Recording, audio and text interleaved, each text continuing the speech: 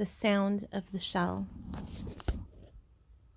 The boy with fair hair lowered himself down the last few feet of rock and began to pick his way through the lagoon. Though he had taken off his school sweater and trailed it now from one hand, his gray shirt stuck to him and his hair was plastered to his forehead. All around him, the long scar smashed into the jungle was a bath of heat. He was clambering heavily among the creepers and broken trunks when a bird, a vision of red and yellow, flashed upwards with a witch-like cry, and this cry was echoed by another. "Hi," it said. "Wait a minute." The undergrowth at the side of the scar was shaken, and a multitude of raindrops fell pattering. "Wait a minute," the voice said. "I got caught up." The fair boy stopped and jerked his stockings with an automatic gesture that made the jungle seem for a moment like the home counties, and the voice spoke again. "I can't hardly move with all these creeper things." The owner of the voice came backing out of the undergrowth so that twigs scratched on a greasy windbreaker. The naked crooks of his knees were plump, caught and scratched by thorns. He bent down, removed the thorns carefully, and turned around. He was shorter than the fair boy and very fat.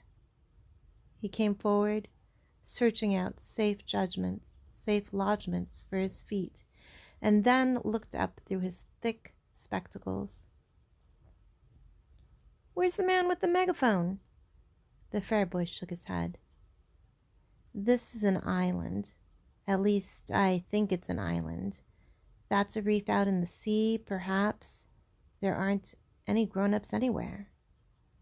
The fat boy looked startled. "There was that pilot, but he wasn't in the passenger cabin. He was up front." The fair boy was peering at the reef through screwed-up eyes. "All them other kids," the fat boy went on. "Some of them have got out. They must have, mustn't they?" The fair boy began to pick his way as casually as possible toward the water.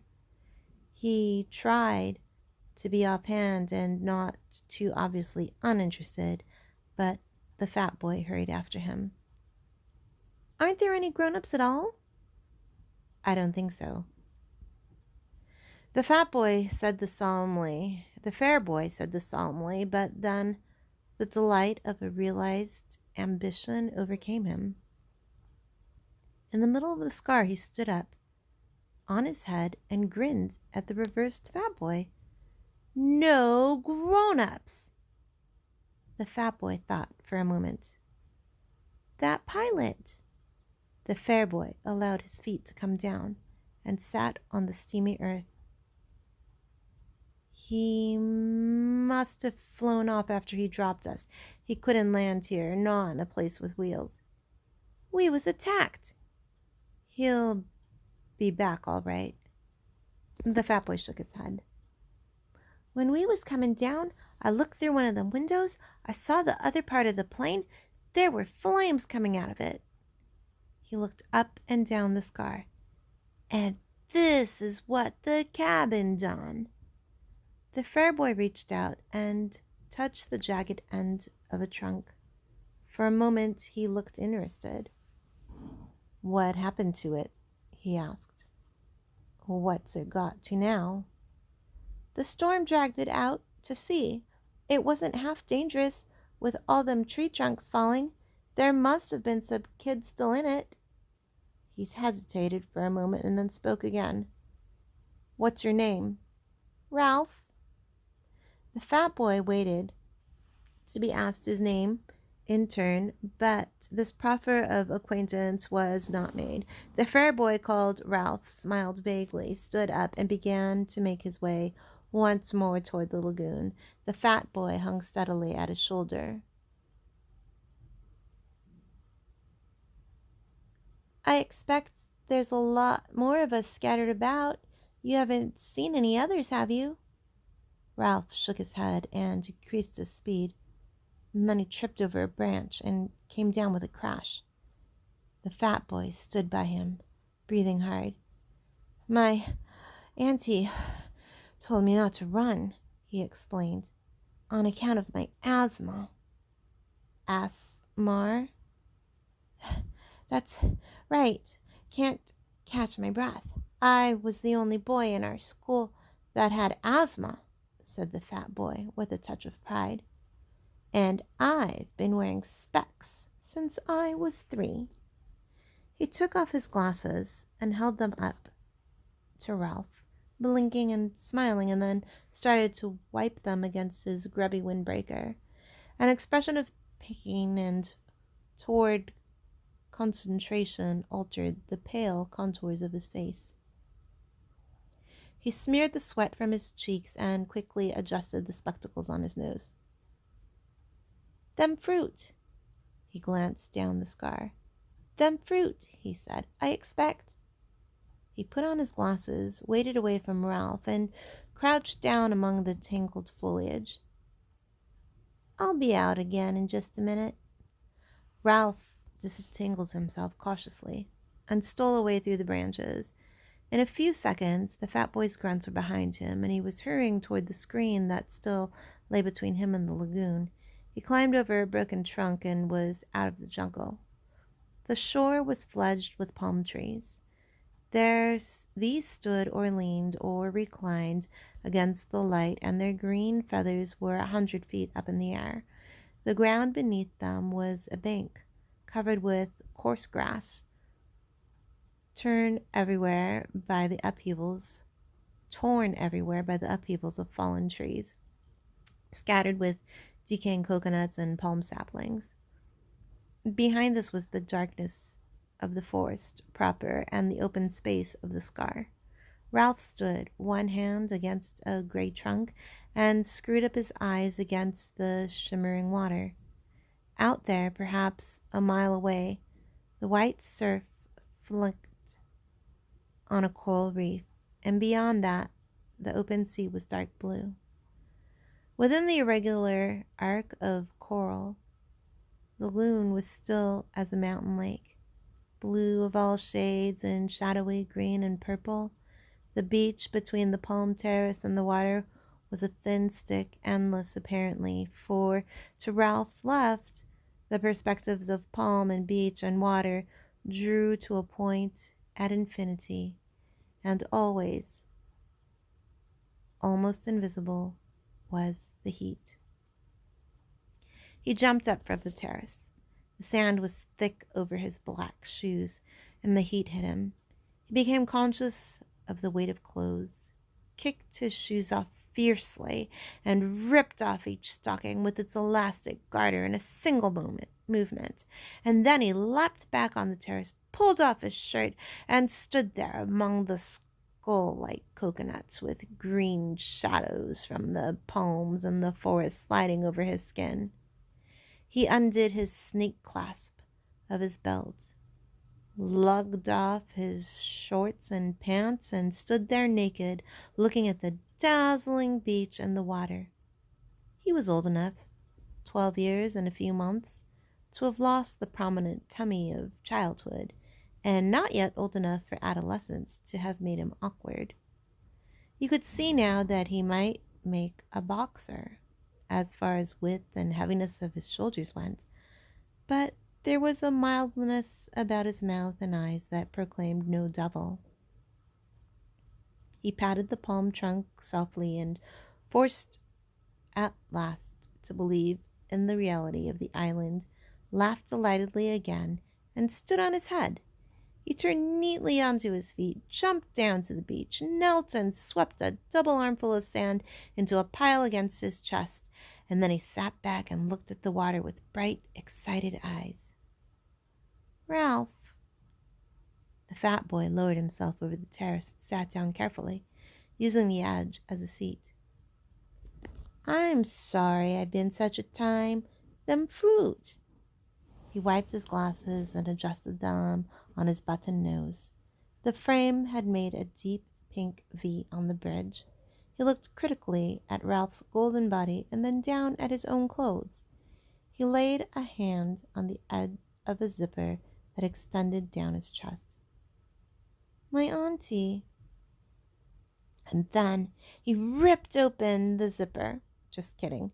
And then he opened the zipper with decision and pulled the whole windbreaker over his head. There! Ralph looked at him sidelong and said nothing. I expect we'll want to know all their names, said the fat boy, and make a list.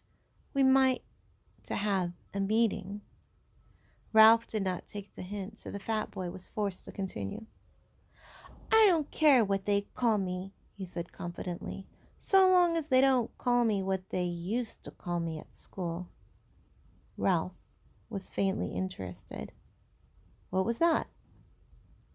The fat boy glanced over his shoulder and then leaned toward Ralph. He whispered, They used to call me Piggy. Ralph shrieked with laughter and he jumped up. Piggy! Piggy! Ralph, please. Piggy clapped his hands in apprehension. I said I didn't want... Piggy! Piggy! Ralph danced out into the hot air of the beach and then returned as a fighter plane with wings swept back and machine guns. Piggy... Chow! He dived in the sand at Piggy's feet and lay there laughing. Piggy! Piggy grinned reluctantly, pleased despite himself at even this much recognition. So long as you don't tell the others. Ralph giggled into the sand. The expression of pain and concentration returned to Piggy's face. Half a sec. He hastened back into the forest. Ralph stood up and trotted along to the right. Here, the beach was interrupted abruptly by the square motif of the landscape, a great platform of pink granite thrust up uncompromisingly through forest and terrace and sand and lagoon to make a raised jetty 4 feet high. The top of this was covered with a thin layer of soil and coarse grass and shaded with young palm trees. There was not enough soil for them to grow to any height, and when they reached perhaps 20 feet, they fell and dried, forming a crisscross pattern of trunks, very convenient to sit on. That still stood made a green roof, covered on the underside with a quivering tangle of reflections from the lagoon. Ralph hauled himself onto this platform, noted the coolness and shade, shut one eye, and decided that the shadows on his body were really green. He picked his way to the seaward edge of the platform and stood looking down into the water. It was clear to the bottom and bright with the efflorescence of tropical weed and coral. A school of tiny glittering fish flicked hither and thither. Ralph spoke to himself, sounding the bass strings of delight. Beyond the platform, there was more enchantment, some act of God, a typhoon perhaps, or the storm that had accompanied his own arrival, had banked sand inside the lagoon so that there was a long, deep pool in the beach with a high ledge of pink granite at the further end.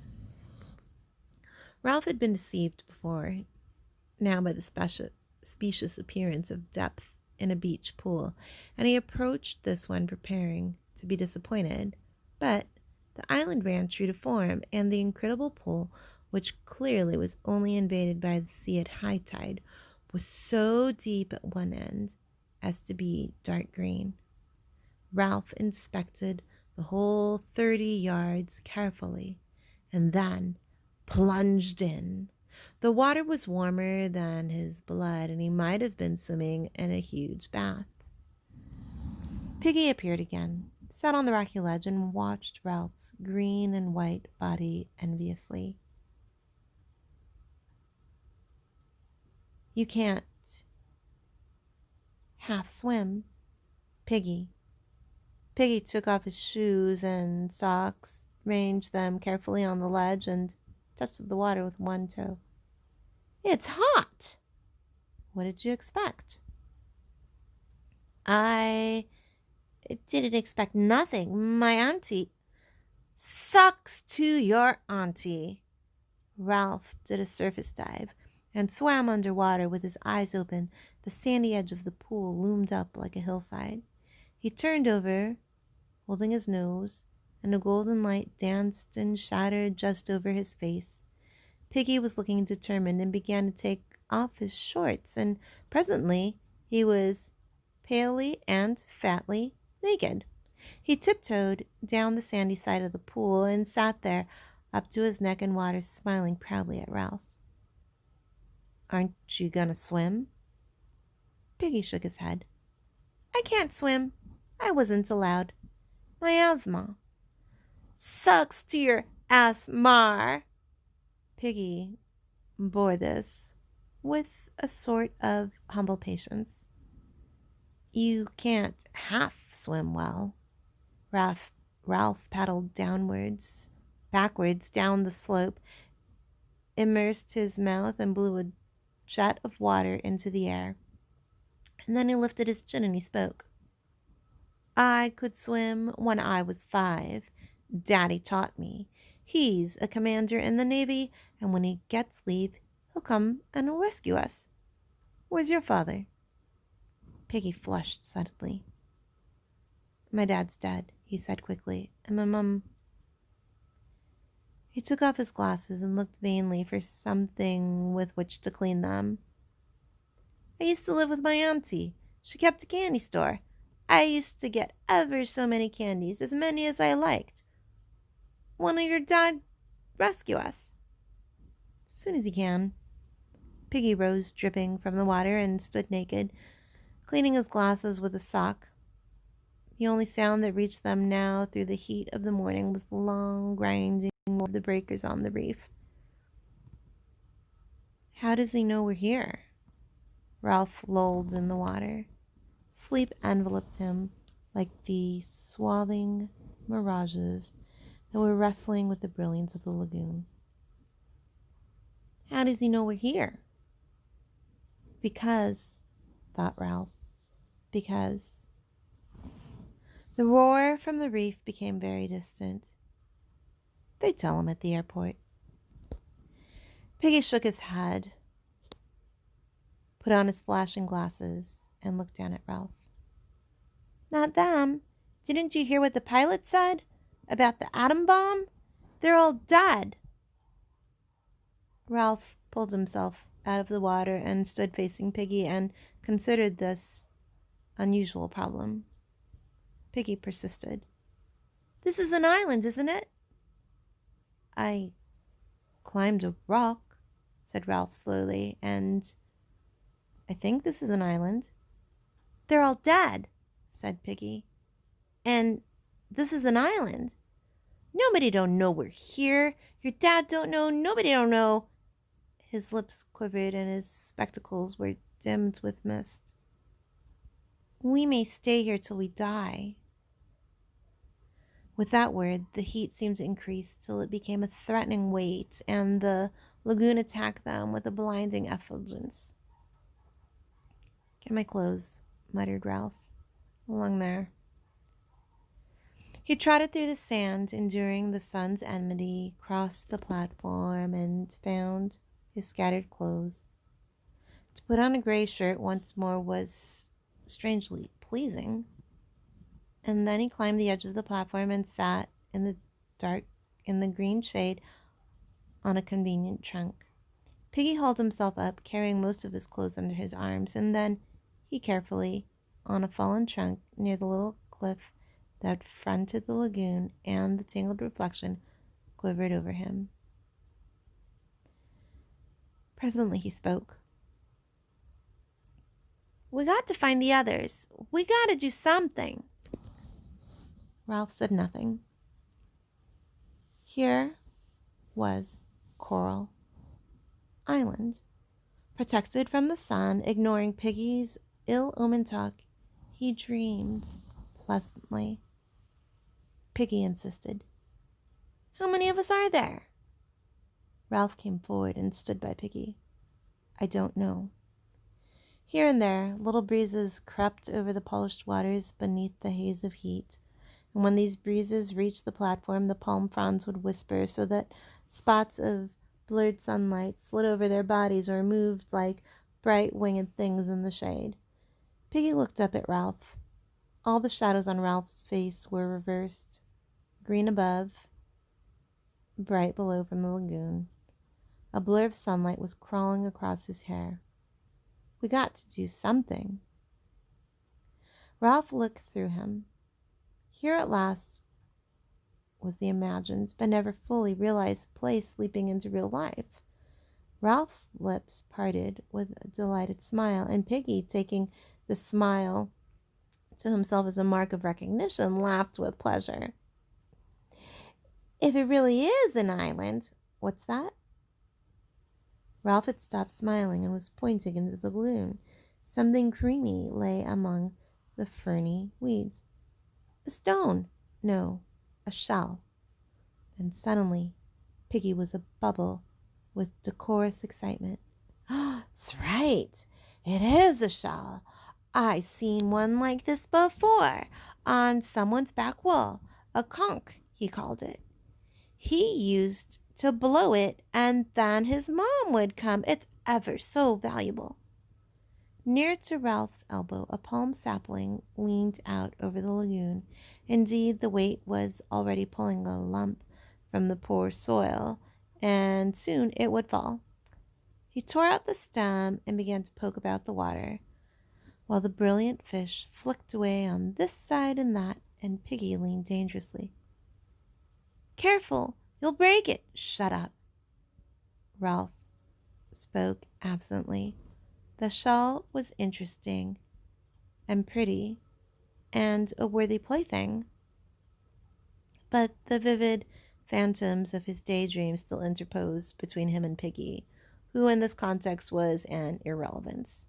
The palm sapling, bending, pushed the shell across the weeds, and Ralph used one hand as a fulcrum and pressed down with the other till the shell rose, dripping, and Piggy could make a grab. Now the shell was no longer a thing seen, but not to be touched. Ralph, too, became excited, and Piggy babbled. A conch, ever so expensive. I bet if you wanted to buy one, you'd have to pay pounds and pounds and pounds. He had it on his garden wall, and my auntie... Ralph took the shell from Piggy, and a little water ran his arm. In color, the shell was deep cream, touched here and there with fading pink. Between the point, worn away into a little hole, and the pink lips of his mouth lay 18 inches of shell within a slight spiral twist.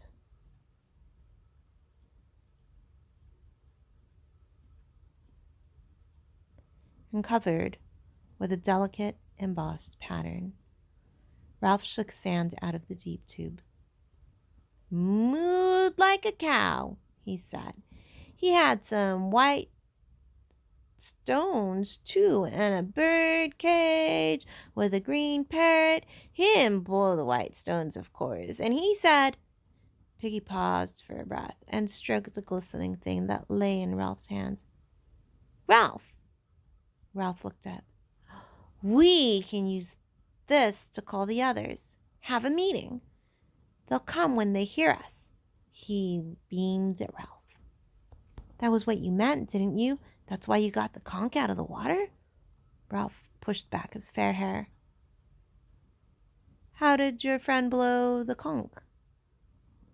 He kind of spat, said Piggy. My auntie wouldn't let me blow on account of my asthma. He said you blew from down here. Piggy laid a hand on his jutting abdomen. You try, Ralph. You'll call the others. Doubtfully, Ralph laid the small end of the shell against his mouth and blew. There came a rushing sound from its mouth, but nothing more. Ralph wiped the salt water off his lips and tried again, but the shell remained silent. He kind of spat. Ralph pursed his lips and squirted air into the shell, which emitted a low farting noise. This amused both boys so much that Ralph went on squirting for some minutes between bouts of laughter. He blew from down here. Ralph grasped the idea and hit the shell with air from his diaphragm. And immediately the thing sounded. A deep, harsh note boomed under the palms, spread through the intricacies of the forest, and echoed back from the pink granite of the mountains. Clouds of birds rose from the treetops, and something squealed and ran into the undergrowth. Ralph took the shell away from his lips. Gosh! His ordinary voice sounded like a whisper after the harsh note of the conch. He laid the conch against his lips, took a deep breath, and blew once more. The note boomed again, and then, at his firmer pressure, the note, fluking up an octave, became a strident blare, more penetrating than before. Piggy was shouting something, his face pleased, his glasses flashing. The birds cried, small animals scattered. Ralph's breath failed. The note dropped the octave, became a low whisper, was a rush of air. The conch was silent, a gleaming tusk.